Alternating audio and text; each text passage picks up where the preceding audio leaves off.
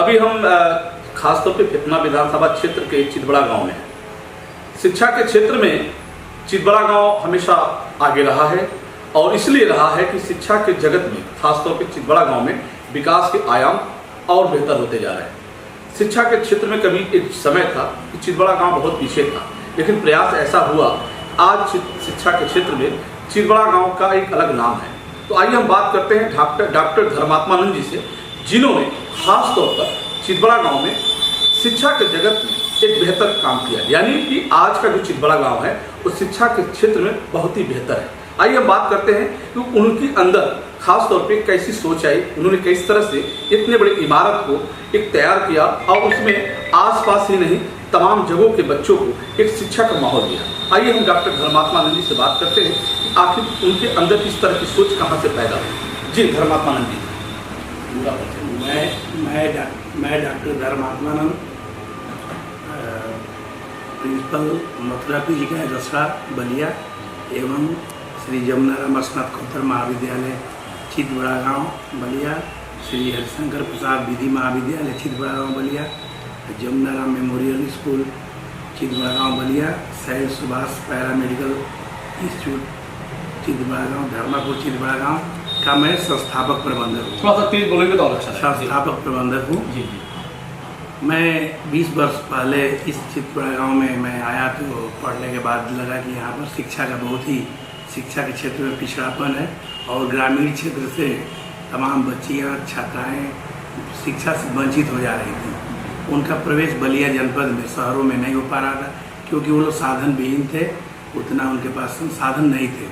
मैंने सोचा कि डिग्री का की स्थापना किया जाए, तो यहाँ पर मैंने श्री जमुनाराम डिग्री का के नाम से अपने सबसे पहला मैंने 1999 में यहाँ पर श्री जमुनाराम डिग्री का स्थापना किया, जो 20 वर्षों से उत्तरोत्तर वृद्धि कर रहा है। छात्र संख्या भी बढ़ गई है। क्वालिटी एजुकेशन पर हम लोग विचार कर रहे हैं कि क्वालिटी एजुकेशन दिया जाए। छात्राएँ 80% हमारे कॉलेज में हैं जो नित्य प्रतिदिन दूर से आकर के शिक्षा ग्रहण करती हैं। अनुशासन के साथ उनको शिक्षा दिया जाता है और विभिन्न प्रकार की जो शासन की योजनाएं हैं सबसे उनको लाभान्वित किया जाता है। जैसे इस समय मिशन शक्ति की योजना चल रही है, उस पर भी महाविद्यालय कार्य कर रहा है कि छात्राओं को मिशन शक्ति पे समझाया जाए, बताया जाए। इसी प्रकार से इस क्षेत्र में ग्रामीण क्षेत्र में विधि की शिक्षा नहीं दी जा रही थी, उसको भी हम लोग 2005 में विधि महाविद्यालय की स्थापना किए, जिससे बार काउंसिल ऑफ इंडिया नई दिल्ली से मान्यता मिला और 3 सेक्शन की यहाँ शिक्षा चलती है। शिक्षा छात्र दूर दूर से आकर के विधि की शिक्षा ग्रहण करते हैं। इसके बाद यहाँ के अभिभावकों ने हमसे बहुत ही मांग किया कि अंग्रेजी माध्यम का और CBSE का कोई स्कूल नहीं है। हमने विगत 5 वर्ष पूर्व जमुनाराम मेमोरियल स्कूल मानक के अनुसार, क्वालिटी एजुकेशन के अनुसार संस्कारों से युक्त अंग्रेजी माध्यम का स्कूल खोला, जिसमें बहुत ही छात्र संख्या बढ़ती जा रही है और हम लोग अच्छा रिजल्ट भी दिए।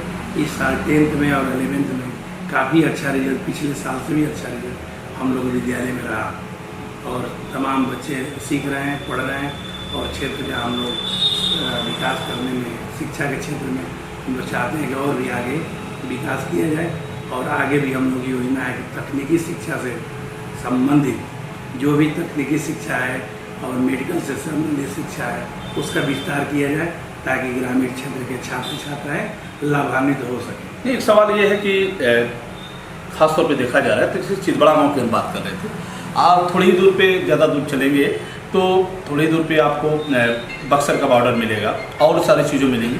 तो क्या चितबड़ा गांव के अलावा और भी क्षेत्र से आपके पास बच्चे हैं? बच्चे हमारे बिहार से भी बहुत सारे पढ़ते हैं।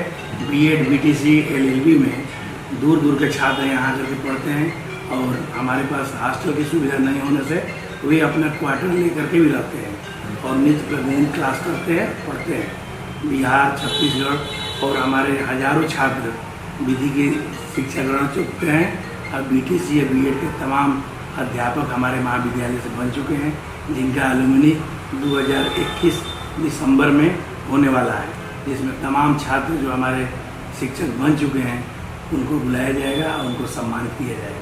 बस मेरा अंतिम सवाल है, खासतौर पर डॉक्टर साहब से, कि अभी तक जो शिक्षा का आपने माहौल दिया है चितबड़ा गाँव में, आगे भी कुछ सोच है क्या?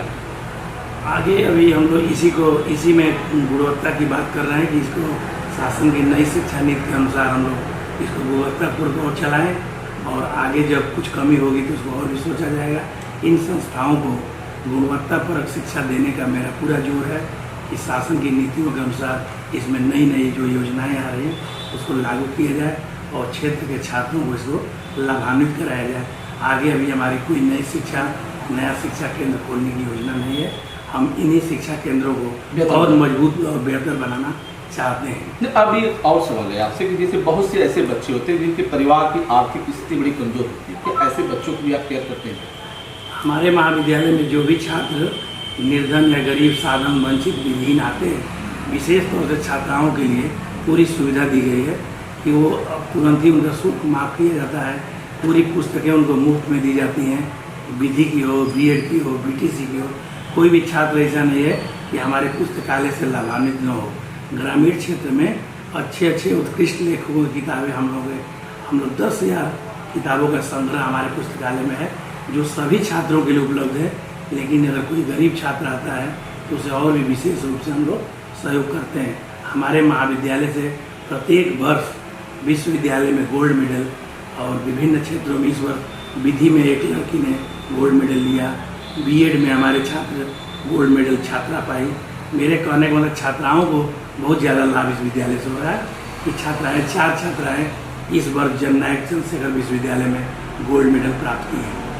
जी बहुत बहुत धन्यवाद। अभी हम डॉक्टर धर्मात्मा मंजी से बात कर रहे थे, खासतौर पे आपने इनको सुना होगा और हमें लगता है कि काफ़ी आपको जानकारी भी हुई होगी कि इन्होंने किस तरीके से खासतौर पे ये फेफना विधानसभा क्षेत्र का टाउन एरिया चितबड़ा गांव, जहां इनका विद्यालय है, किस तरह से गरीब बच्चों को उन्होंने शिक्षा के क्षेत्र में बेहतर किया, उन्हें उनकी मदद की और भी व्यायाम शिक्षा को और भी बेहतर करने का प्रयास कर रहे हैं। जितना में वो कितना अच्छा हो, कितना बेहतर हो, इसके लिए वो प्रयासरत है। अब तक की खबरों में बस इतना ही। देखते रहिए बलिया आजकल। फिर हम आपसे जुड़ेंगे। नमस्कार।